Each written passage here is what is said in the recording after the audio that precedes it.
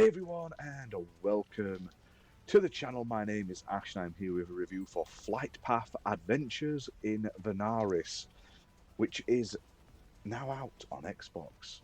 Now, this released on the 3rd of April 2024, developed by Illogic Games and published by Eastasiasoft Limited, who were kind enough to send me a copy for this video review. Now, this game's playable on Xbox One, Xbox Series X and S, optimized to Series X and S with like 4K resolution and 60 FPS, but they've also brought it to PS4, PS5 and Switch through Eastasiasoft as well. Now, this is an interesting one. It's a shoot 'em up, a vertical scrolling shoot 'em up, a shmup. Some of my favourite games are shmups. If you haven't checked out any of the other reviews on the channel, you should do so. There's a lot of shmups on there. Retro ones, modern ones, remasters of retro ones and stuff like that. A bit of everything. I love a good shmup. And this one takes it in a different direction. It's described as like a narrative-driven shoot 'em up. And you don't normally get much story in a shoot 'em up. It's normally like there's a bit of text or a quick scene at the beginning of the game and then at the end. Whereas this one, not only have you got 10 stages of combat, blasting your way through tons of enemies, bosses and stuff like that, there's tons of narrative in it. Now, there's 3 different pilots to play with here. Each has their own unique story and motivations, which change the way the plot goes as you progress in. Before and during and after missions, there's on-screen characters and dialogue and talking, very much reminiscent of like a visual novel with the amount of like back and forth they'll have, which is really good as well. Like it really progresses the story along as you're playing. Now, these levels, there's 10 of them. They're procedurally generated, so they're never exactly the same every time you play. So you'll have that unpredictable enemy sort of attack patterns and stuff like that. However, one other thing that I really like about this game is at certain points, on certain levels, you'll have options of which way to go. So you'll get to a point it'll be like, do you want to do a side mission of destroying certain enemies, or do you want a side mission of collecting like resources, or do you want to protect something? Some like things like that. You'll have a choice of which way you want to take the level, and I thought that was really cool. Now you end up with the boss fights at the end of each level as well, against like bigger like boss characters, and the levels compared to a lot of other shmups are pretty long as well, I thought, in length.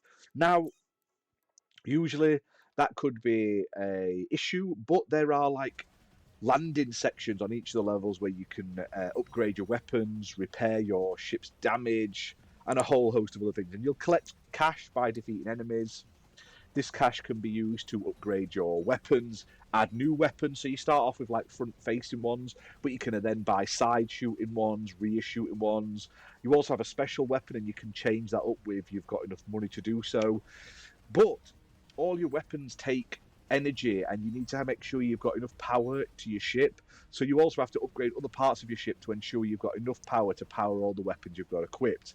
So there's a lot of like management aspects to it as well, which I thought was really cool for a game I wasn't expecting to be anything like this in depth. I was just expecting it to be another shoot 'em up, and I was honestly actually surprised at how much effort they've put into this. Now, graphically, the game isn't going to blow you away. It's all in 3D. It's not like 2D sprites, so I think that is a negative. Because it's like lower poly, people will think it looks bad, but it doesn't. It's just with sprites in a 2D game, you can make any 2D sprite look absolutely amazing, whereas 3D is much more difficult. However, there's tons of different enemies. There's destructible environments as well, which is cool. You can blow buildings up while you're flying past them and stuff like that. The like attacks and the weapons look great. When they're going all off over the screen and stuff like that.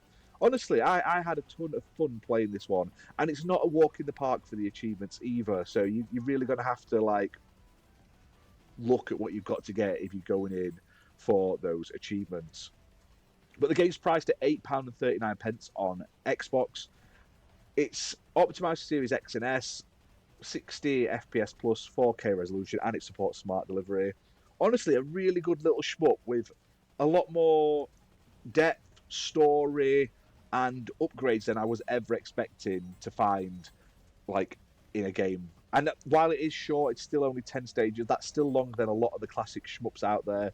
Plus, you've got all the narrative and the story stuff in between to drag it out a little bit longer. And with it being procedurally generated, there's a lot of replayability there as well.